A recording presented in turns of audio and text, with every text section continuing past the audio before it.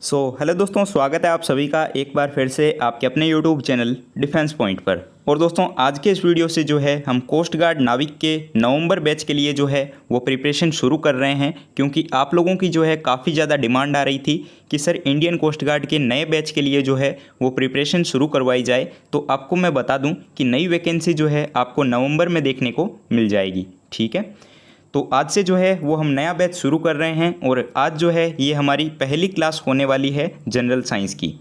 इसके साथ ही इस वीडियो में आप लोगों के लिए एक और सरप्राइज़ है, तो इस वीडियो को कंटिन्यू और पूरा ज़रूर से देखिएगा। तो चलिए वीडियो को शुरू करते हैं बिना किसी देरी के। लेकिन उससे पहले बोलना चाहूँगा कि अगर आप लोग हमारे चैनल पर पहली बार आए हैं तो चैनल को सब्सक्राइब कर लें और बेल आइकन को प्रेस कर लें, ताकि आप लोगों को हमारे द्वारा दिए जाने वाले सभी लेटेस्ट अपडेट्स मिलते रहें।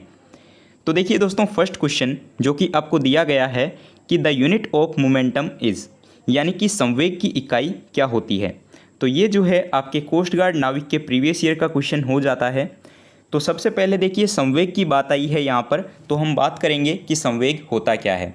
तो किसी भी वस्तु के द्रव्यमान और उस वस्तु के जो वेग का गुणनफल होता है उसको हम लोग बोलते हैं उस वस्तु का संवेग। ठीक है, या फिर आप लोग इसको बोल सकते हो कि momentum is equal to mass into velocity. ठीक है, अब देखिए संवेग यानी कि मोमेंटम जो होता है ये एक सदिश राशि होती है। ठीक है, और क्वेश्चन में हमें पूछा गया है कि इसकी इकाई क्या होती है, यानी कि यूनिट क्या होती है। तो देखिए इसकी इकाई या फिर मात्रक जो है वो होता है किलोग्राम मीटर पर सेकेंड, या फिर जो है आप इसको बोल सकते हो किलोग्राम मीटर सेकेंड इनवर्स। ठीक है, जो कि ऑप्शन नंबर बी में दिया गया है। तो यहाँ पे दोस्तों हमारा इस क्वेश्चन के लिए राइट आंसर हो जाता है ऑप्शन नंबर बी।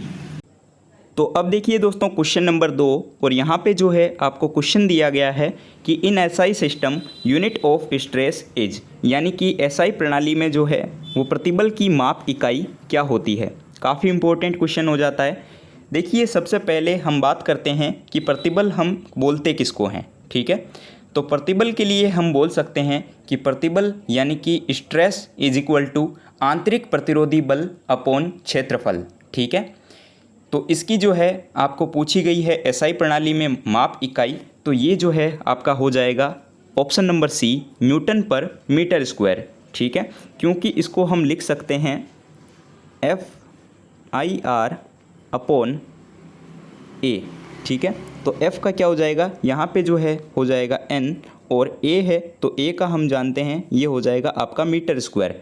तो इस प्रकार से जो है SI प्रणाली में प्रतिबल की माप इकाई होगी न्यूटन पर मीटर स्क्वायर। क्लियर है। चलिए, और दोस्तों साथ ही में आप लोगों के लिए एक सरप्राइज़ जो कि मैं आपको बताना चाहता था कि अब से जो है आप लोगों को अनअकैडमी पर भी हमारी क्लासेस देखने को मिल जाएगी, क्योंकि हम लोगों ने जो है अनअकैडमी के ऊपर अपनी क्लासेस शुरू कर दी है। तो आप लोग जो है अब मुझे अनअकैडमी के ऊपर भी फॉलो कर सकते हो। उसकी लिंक जो है आप लोगों को इस वीडियो के नीचे डिस्क्रिप्शन बॉक्स में दी गई है। वहाँ पर हमारी क्लासेस ऑलरेडी शुरू हो चुकी है।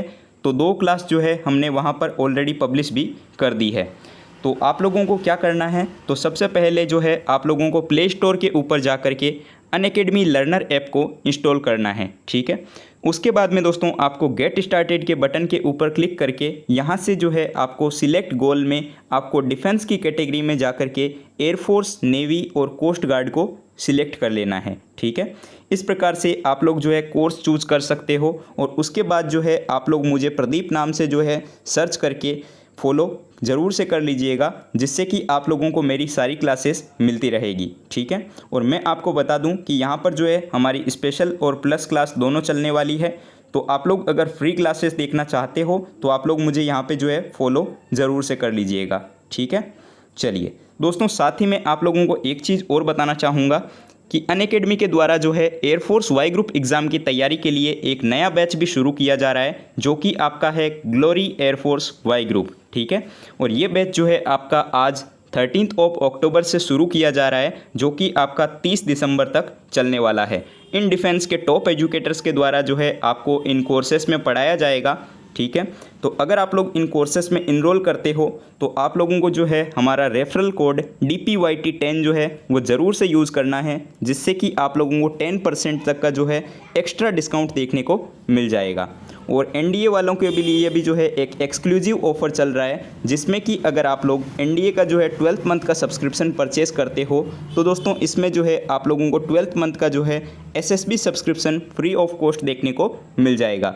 ये जो है आपका 6 अक्टूबर से लेकर के 14 अक्टूबर तक वैलिड है, तो ज़्यादा टाइम नहीं है, तो इसके लिए जो है वक्त रहते ज़रूर से इनरोल कर लीजिएगा। सारी लिंक्स जो है आप लोगों को हमारे इसी वीडियो के नीचे डिस्क्रिप्शन बॉक्स में देखने को मिल जाएगी। एक बार फिर से बोल दूं कि अगर आप लोग कोई भी कोर्स परचेस करते हो या फिर आप हमारी फ्री ऑफ कॉस्ट क्लासेस में जाना चाहते हो तो आप लोग हमारा कोर्स का जो रेफरल कोड है DPYT10 इसको यूज़ करना बिल्कुल भी मत भूलिएगा।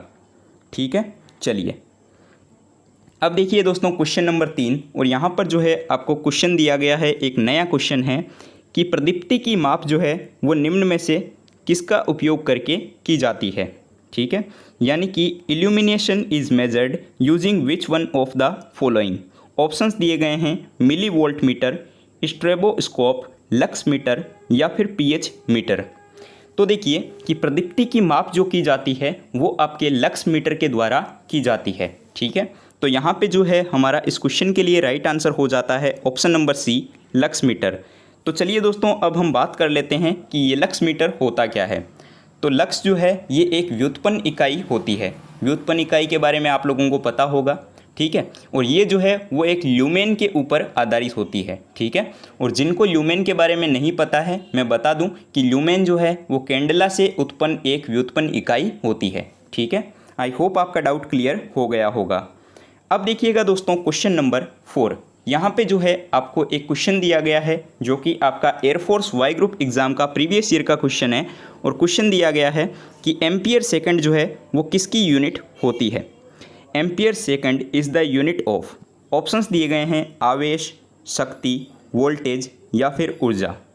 ठीक है, तो देखिए एम्पियर सेकंड जो है वो विद्युत आवेश की इकाई होती है। ठीक है, तो यहाँ पे जो है हमारा राइट आंसर हो जाता है ऑप्शन नंबर ए, चार्ज, या फिर इसको बोल सकते हो आप आवेश। ठीक है, चलिए बढ़ते हैं नेक्स्ट क्वेश्चन की तरफ। अब देखिएगा दोस्तों क्वेश्चन नंबर 5, यहाँ पे जो है आपको क्वेश्चन दिया गया है कि which one of the following has no unit, यानी कि जो है इनमें से किसकी कोई भी इकाई नहीं होती है। ऑप्शंस दिए गए हैं डेंसिटी यानी कि घनत्व, रिलेटिव डेंसिटी यानी कि सापेक्षिक घनत्व, डिस्प्लेसमेंट यानी कि विस्थापन, या फिर प्रेशर यानी कि दाब। तो आपको ये बताना है कि इनमें से जो है किसकी इकाई नहीं होती है। तो देखिए मैं आपको बता दूं कि सापेक्षिक घनत्व यानी कि रिलेटिव डेंसिटी की जो है कोई भी इकाई या फिर जो है कोई भी यूनिट जो है नहीं होती है, क्योंकि सापेक्षिक घनत्व जो है ये क्या है, तो ये जो है वो दो एक जैसी इकाइयों का अनुपात होता है। ठीक है, तो इस कारण से जो है इसकी कोई भी इकाई नहीं होती है। तो राइट आंसर हमारा यहाँ पे हो जाता है option number B, most important question भी हो जाता है। ठीक है, अब देखिएगा दोस्तों क्वेश्चन नंबर 6, यहाँ पर दोस्तों आपको एक न्यूमेरिकल दिया हुआ है, छोटा सा न्यूमेरिकल है, और इस टाइप का न्यूमेरिकल जो है आपको नाविक एग्जाम में देखने को मिलता है, तो इसलिए जो है इसको यहाँ पर ऐड किया गया है। क्या बोला जा रहा है कि जब 21 न्यूटन के एक बल को 3 किलोग्राम द्रव्यमान वाली वस्तु पर लगाया जाता है तो त्वरण जो उत्पन्न होगा वो कितना होगा। ठीक है, तो आपको देखते ही समझ आ जाना चाहिए कि इसमें आपको त्वरण पूछा है और आपको जो है यहाँ पर बल दे दिया गया है और यहाँ पे आपको द्रव्यमान भी दे दिया गया है। तो दोस्तों इजीली हम जानते हैं कि F इज इक्वल टू क्या होता है, F इज इक्वल टू होता है ma। ठीक है, लेकिन हमें यहाँ पर A निकालना है, तो हम यहाँ पे क्या करेंगे, हम यहाँ पर करेंगे, देखिए ये क्या हो जाएगा आपका A हमें यहाँ पर निकालना है। ठीक है ना, चलिए देखते हैं कैसे होगा। हमें यहाँ पर क्या क्या दिया हुआ है, मास जो है वो हमें दे दिया गया है 3 किलोग्राम। ठीक है, मास हमें दे दिया गया है 3 किलोग्राम। एक्सेलरेशन यानी कि त्वरण जो है वो हमसे पूछा गया है, और फोर्स जो है वो हमें दिया गया है 21 न्यूटन। तो हम जानते हैं फॉर्मूला होता है F is equal to m into a. ठीक है, तो अब देखिए 21 हो गया, F is equal to m की वैल्यू जो है हमें दी गई है 3, और ये हो जाएगा इंटू में a। ठीक है। तो अब इस ए को इधर लाएंगे तो ये क्या हो जाएगा 21/3, ठीक है। और इसको जब हम सॉल्व करेंगे तो हमारा आंसर आएगा 7 मीटर पर सेकंड स्क्वायर, ठीक है, क्योंकि हमने पूछा गया है त्वरण। तो यहाँ पे जो है दोस्तों हमारा करेक्ट आंसर हो जाता है ऑप्शन नंबर सी, ठीक है। आई होप आप लोगों को समझ में आ गया होगा, बहुत ही ज़्यादा इजी न्यूमेरिकल था। अब देखिएगा दोस्तों क्वेश्चन नंबर 7। यहाँ पे जो है आपको क्वेश्चन दिया गया है कि जब बंदूक से एक गोली को छोड़ा जाता है तो बंदूक विपरीत दिशा में धक्का लगाती है। तो ये जो है न्यूटन के कौन से नियम का एक उदाहरण है, ठीक है। तो जब कोई भी बंदूक से गोली छोड़ी जाती है तो बंदूक से विपरीत दिशा में जो है धक्का लगता है, ये कौन से न्यूटन का जो है नियम पर आधारित है। तो देखिए ये जो उदाहरण है ये आपके न्यूटन के तीसरे नियम पर आधारित है, ठीक है, यानी कि थर्ड लॉ ऑफ न्यूटन। और थर्ड लॉ ऑफ न्यूटन क्या है, तो मैं आपको बता दूं कि जब कोई वस्तु किसी दूसरी वस्तु पर बल लगाती है तो वो जो दूसरी वस्तु होती है वो भी आपके पहली वस्तु के ऊपर उतना ही बल लगाती है, ठीक है। यानी कि प्रत्येक क्रिया की उसके बराबर तथा विपरीत दिशा में प्रतिक्रिया होती है। और इसीलिए जो है आपको पता भी होगा कि न्यूटन के थर्ड लॉ को जो है क्रिया प्रतिक्रिया का नियम भी कहा जाता है। तो यहाँ पे जो है हमारा राइट आंसर हो जाता है option number B, third law of motion, यानी कि गति का तृतीय नियम, ठीक है। क्लियर है। चलिए दोस्तों मैं आपसे लास्ट में स्कोर पूछूंगा, यानी कि आपको जो है नीचे कमेंट बॉक्स में कमेंट करके ज़रूर से बताना है कि आपका इन क्वेश्चंस के बाद में जो है स्कोर कितना रहा है, ठीक है। अब देखिएगा क्वेश्चन नंबर 8। यहाँ पे क्वेश्चन दिया गया है कि अविचलित वस्तुओं के आराम से रहने या समान वेग से चलने की प्रवृत्ति को जो है हम क्या बोलते हैं। तो अविचलित वस्तुओं के आराम से रहने या फिर समान वेग से चलने की जो प्रवृत्ति है उसको हम लोग बोलते हैं इनर्शिया, यानी कि जड़त्व, ठीक है। तो यहाँ पे जो है हमारा करेक्ट आंसर क्या हो जाएगा, यहाँ पे करेक्ट आंसर होगा ऑप्शन नंबर बी, ठीक है। और जड़त्व क्या होता है, तो मैं आपको बता दूं कि किसी वस्तु का वह गुण, ठीक है, यानी कि किसी भी चीज़ की वो प्रॉपर्टी जिसके कारण गति अवस्था या फिर विराम अवस्था जो होती है उसको बनाए रखने का वो प्रयास करती है, इसी को हम लोग बोलते हैं इनर्शिया, यानी कि जड़त्व। क्लियर है। चलिए अब देखिएगा क्वेश्चन नंबर 9। यहाँ पे भी जो है आपको एक छोटा सा न्यूमेरिकल दिया हुआ है। तो चलिए सबसे पहले क्वेश्चन को पढ़ लेते हैं। तो यहाँ पे दोस्तों क्वेश्चन दिया गया है कि यदि ऊपर की ओर फेंकी गई एक वस्तु को प्रारंभिक वेग जो है वो 14 मीटर प्रति सेकंड है, तो उसके प्रारंभिक वेग बिंदु में पहुँचने में जो है कितना समय लगेगा, आपको ये बताना है, ठीक है। तो ऊपर की ओर फेंकने पर वस्तु का जो प्रारंभिक वेग u है वो हमें कितना दिया हुआ है, ये हमें दिया हुआ है 14 मीटर पर सेकंड, ठीक है, 14 मीटर पर सेकंड ये दे दिया गया है। गुरुत्वीय त्वरण g का मान जो है हमें यहाँ पर दिया हुआ है 9.8 मीटर प्रति सेकंड स्क्वायर, ठीक है। और v जो है ये हो गया आपका 0। अब देखिए हम जानते हैं गति का पहला समीकरण, ठीक है, क्या होता है। तो गति का पहला समीकरण जो कि होता है v = आपका u माइनस जी टी, ये होता है बिल्कुल। इससे देखिएगा आप, तो मतलब कि v क्या हो गया हमारा 0, क्योंकि देखिए उच्चतम बिंदु पर पहुंचने पर जो है वस्तु का अंतिम वेग v = 0 हो जाएगा।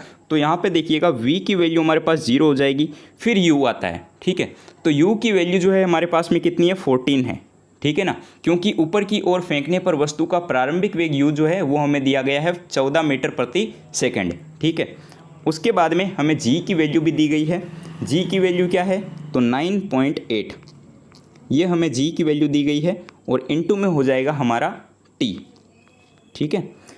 अब दोस्तों इसको जब हम सॉल्व करेंगे तो देखिए t हमें निकालना है, तो t = क्या हो जाएगा, तो ये t = होगा आपका 14/9.8, ठीक है। और इसको जब हम सॉल्व करेंगे तो हमारा आंसर आएगा 1.43 के लगभग, ठीक है। तो 1.43 सेकंड के लगभग ये जो है आंसर आएगा, क्योंकि समय पूछा है। तो करेक्ट आंसर जो है हमारा यहाँ पे हो जाता है ऑप्शन नंबर सी, 1.343 सेकंड, ठीक है। आई होप आप लोगों को समझ में आ गया होगा। इसमें हमने जो है गति का पहला समीकरण यूज़ में लिया है। बढ़ते हैं नेक्स्ट क्वेश्चन की तरफ। देखिएगा दोस्तों क्वेश्चन नंबर 10। यहाँ पे जो है आपको क्वेश्चन दिया गया है कि गति का पहला समीकरण इनमें से जो है किसके बीच में संबंध को दर्शाता है, ठीक है। तो मैं जो है आपको यहाँ पर तीनों समीकरण के लिए बता दूंगा कि ये जो है किसके बीच में संबंध को दर्शाते हैं। तो सबसे पहले हम बात करते हैं गति के पहले समीकरण की। तो पहला समीकरण जो होता है गति का वो आपके वेग और समय, ठीक है, इनके बीच के संबंध को दर्शाता है। तो यहाँ पे क्वेश्चन जो है इसके अकॉर्डिंग आंसर जो है हमारा हो जाता है option number C, velocity and time, ठीक है। लेकिन इसके अलावा भी जो है क्वेश्चंस पूछे जाते हैं एग्जाम में, तो आपको ये भी याद रखना है कि जो दूसरा समीकरण होता है वो किसके बीच में संबंध दर्शाता है। तो सेकंड लॉ ऑफ मोशन जो है वो आपका स्थिति और समय के बीच में संबंध को दर्शाता है, ठीक है। और थर्ड लॉ जो होता है वो आपके स्थिति और वेग के बीच में जो है संबंध को दर्शाता है। तो इन तीनों पॉइंट्स को जो है आपको याद रखना है, एग्जाम में आ सकते हैं। बढ़ते हैं नेक्स्ट क्वेश्चन की तरफ। अब देखिएगा क्वेश्चन नंबर 11। यहाँ पे जो है क्वेश्चन दिया गया है कि नकारात्मक त्वरण जो है निम्न में से किस दिशा के विपरीत होता है। ऑप्शंस दिए गए हैं वेग, संवेग, बल या फिर दूरी, ठीक है। तो नकारात्मक त्वरण जो है इनमें से किस दिशा के विपरीत होता है। तो नकारात्मक त्वरण जो होता है ना, ये आपके वेलोसिटी यानी कि वेग के विपरीत होता है, ठीक है। और एक पॉइंट याद रखिएगा कि जब भी किसी वस्तु के वेग का परिमाण जो होता है वो समय के साथ साथ बढ़ता है तो त्वरण धनात्मक होता है, लेकिन घटने पर जो है वो त्वरण ऋणात्मक भी होता है, ठीक है, जिसको हम लोग ऋणात्मक त्वरण या फिर जो है इसको हम लोग बोलते हैं मंदन। ये आप लोगों ने पहले भी पढ़ रखा होगा। तो यहाँ पे जो है हमारा इस क्वेश्चन के लिए राइट आंसर हो जाता है ऑप्शन नंबर ए, नकारात्मक त्वरण जो है वो वेग के विपरीत होता है। अब देखिएगा दोस्तों क्वेश्चन नंबर 12। यहाँ पे जो है आपको क्वेश्चन दिया गया है कि किसके अनुरूप वस्तु की गतिज ऊर्जा की वृद्धि होती है। ऑप्शंस दिए गए हैं घर्षण, समय, द्रव्यमान या फिर गति, ठीक है। तो गतिज ऊर्जा की बात आई है तो हम जानते हैं कि K इज इक्वल टू क्या होता है, 1/2 mv², ठीक है, ये होता है। तो अब देखिए, क्योंकि वस्तु का द्रव्यमान m जो होता है वो आपके कांस्टेंट रहता है, यानी कि सदैव जो है स्थिर रहता है, इसलिए वस्तु की गति बढ़ने पर वस्तु की गतिज ऊर्जा बढ़ेगी, तथा गति जब हम कम करेंगे या फिर जो है इस गति को घटा लेंगे तो वस्तु की गतिज ऊर्जा भी जो है वो घट जाएगी, ठीक है। तो इसके अकॉर्डिंग हमारा करेक्ट आंसर हो जाता है ऑप्शन नंबर डी, गति या फिर स्पीड आप इसको बोल सकते हो। अब देखिएगा दोस्तों क्वेश्चन नंबर 13। यहाँ पे जो है आपको क्वेश्चन क्या दिया गया है। तो क्वेश्चन दिया गया है कि कारों के ब्रेकिंग पैड में किस गुण का उपयोग किया जाता है। ऑप्शंस दिए गए हैं घर्षण का शून्य प्रभाव, वजन आवेग, बल तनाव की क्रिया, घर्षण का नकारात्मक प्रभाव या फिर घर्षण का सकारात्मक प्रभाव। नया लेवल का क्वेश्चन है, अच्छा क्वेश्चन है, देखिएगा ध्यान से। तो देखिए घर्षण क्या होता है। तो घर्षण एक प्रकार का बल होता है, ठीक है, जो कि सापेक्षिक गति जो होती है यानी कि रिलेटिव मोशन, उसका एक तरीके से ये विरोध करता है, ठीक है ना, ये आपको याद रखना है। अब बात आती है इस क्वेश्चन को लेकर के। तो देखिए कार या फिर वाहन जो कोई भी होते हैं, इनमें ब्रेकिंग पैड में जो है घर्षण के सकारात्मक प्रभाव के गुण का प्रयोग किया जाता है। तो इसके अकॉर्डिंग राइट आंसर हो जाता है option number D, positive effect of friction, यानी कि घर्षण का सकारात्मक प्रभाव। बढ़ते हैं नेक्स्ट क्वेश्चन की तरफ। देखिएगा दोस्तों क्वेश्चन नंबर 14। यहाँ पे जो है आपको क्वेश्चन दिया गया है कि निम्नलिखित में से जो है कौन सा प्रकृति में कभी भी अकेले नहीं होता है, यानी कि which one of the following never occurs singly in nature. Options दिए गए हैं इनर्शिया, फोर्स, मोमेंटम या फिर वेलोसिटी। तो देखिए इस डाउट को क्लियर कर लीजिएगा आज, और काफ़ी इंपॉर्टेंट क्वेश्चन हो जाता है। तो आंसर होगा इसका बल, ठीक है। अब इसके बारे में थोड़ा सुन लीजिए। तो बल एक ऐसी सदिश राशि होती है जो कि नेचर में यानी कि प्रकृति में जो है कभी भी अकेले नहीं पाई जाती, ठीक है, यानी कि अकेले नहीं होगी तो ये जो है कोई ना कोई संयुक्त अवस्था में होगी। तो जैसे जैसे जो है एक वस्तु द्वारा, ठीक है, किसी दूसरी वस्तु पर बल लगाया जा सकता है, अर्थात यानी कि इसका मतलब क्या हुआ, समस्त वस्तुओं पर जो है पृथ्वी अपने गुरुत्वीय केंद्र के कारण, ठीक है, यानी कि गुरुत्वीय बल F = mg लगाती है, ये हम बोल सकते हैं, इसीलिए बोला जाता है F = mg, ठीक है। तो इतनी थ्योरी अगर आप याद नहीं रखते हैं तो फिर भी आपको याद रखना है कि कभी भी जो है प्रकृति में बल यानी कि फोर्स जो होता है ये सिंगुलर यानी कि अकेले नहीं पाया जाता, ठीक है। अब देखिएगा दोस्तों आज के इस वीडियो का लास्ट क्वेश्चन जो कि आपको दिया गया है कि निम्नलिखित उल्लेखनीय गतिविधियों में से किस स्थितिज ऊर्जा को जो है गतिज ऊर्जा में परिवर्तित किया गया है। ऑप्शंस दिए गए हैं एक पटाखे का विस्फोट, एक टॉर्च को ऑन करना, एक टॉर्च को ऑफ करना या फिर एक पेंडुलम का झूलना। काफ़ी अच्छा क्वेश्चन है, देखिएगा इसको ध्यान से। तो एक पेंडुलम का जो झूलना होता है, यानी कि जो पेंडुलम लटक करके झूलता है, उसमें क्या होता है कि स्थितिज ऊर्जा यानी कि पोटेंशियल एनर्जी जो होती है उसका गतिज ऊर्जा में परिवर्तन का ये एक उदाहरण होता है। ठीक है, तो इसके कारण हमारा यहाँ पे इस क्वेश्चन का राइट आंसर हो जाता है option number D, the swinging of A pendulum. ठीक है, और दूसरे ऑप्शंस को भी आप लोग समझ लीजिए क्योंकि आ सकता है एग्जाम में। तो पटाखे का विस्फोट जो है ये क्या होता है, तो फटाका जो होता है इसमें रासायनिक ऊर्जा होती है, जब ये फटता है तो ध्वनि ऊर्जा में इसका रूपांतरण होता है। ठीक है, और टॉर्च को ऑन जब हम करते हैं तो टॉर्च को ऑन करना ये क्या होता है, तो टॉर्च को ऑन जब किया जाता है तो रासायनिक ऊर्जा जो होती है वो आपके प्रकाश ऊर्जा में बदल जाती है। ठीक है, तो यहाँ पे जो है इस क्वेश्चन के लिए राइट आंसर क्या होगा, तो इस क्वेश्चन के लिए राइट आंसर हो जाता है ऑप्शन नंबर डी, एक पेंडुलम का झूलना। क्लियर है। अब दोस्तों जैसा कि आप लोगों को पता है कि हमारे हर वीडियो में आप लोगों के लिए एक क्वेश्चन होता है, तो क्वेश्चन फॉर यू में आज आप लोगों के लिए एक क्वेश्चन है कि किसी तने हुए रबड़ बैंड में किस प्रकार की ऊर्जा होती है। ठीक है, ऑप्शंस दिए गए हैं रासायनिक ऊर्जा, स्थितिज ऊर्जा, गतिज ऊर्जा या फिर ऊष्मीय ऊर्जा। तो दोस्तों इस क्वेश्चन का राइट आंसर क्या होगा, आप सभी लोगों को जो है नीचे कमेंट बॉक्स में कमेंट करके ज़रूर से बताना है। ठीक है, तो दोस्तों आज के इस वीडियो में इतना ही। और दोस्तों मैं फिर से आपको बोलना चाहूँगा कि अनअकैडमी पे हमारी क्लासेस शुरू हो चुकी है, फ्री ऑफ कॉस्ट क्लासेस चल रही है, तो आप लोग जो है उसको ज्वाइन कर सकते हो। लिंक्स जो है आप लोगों को हमारे इसी वीडियो के नीचे डिस्क्रिप्शन बॉक्स में दी गई है। इसके अलावा आप लोग अनअकैडमी ऐप को इंस्टॉल करके मुझे फॉलो करना बिल्कुल भी मत भूलिएगा। साथ ही जो भी नए कोर्सेज शुरू हुए हैं उनमें इनरोल करने के लिए आप लोग हमारा रेफरल कोड DPYT10 जो है उसको भी यूज़ ज़रूर से कीजिएगा, जिससे कि आप लोगों को एक्स्ट्रा 10% तक का डिस्काउंट देखने को मिल जाएगा। तो आई होप आप लोगों को ये वीडियो जो है थोड़ा बहुत पसंद आया होगा। तो इस वीडियो को लाइक कीजिएगा, चैनल पर नए हो तो सब्सक्राइब कीजिएगा और अपने दोस्तों के साथ में शेयर करना बिल्कुल भी मत भूलिएगा। मिलते हैं दोस्तों एक नए वीडियो में, तब तक के लिए जय हिंद।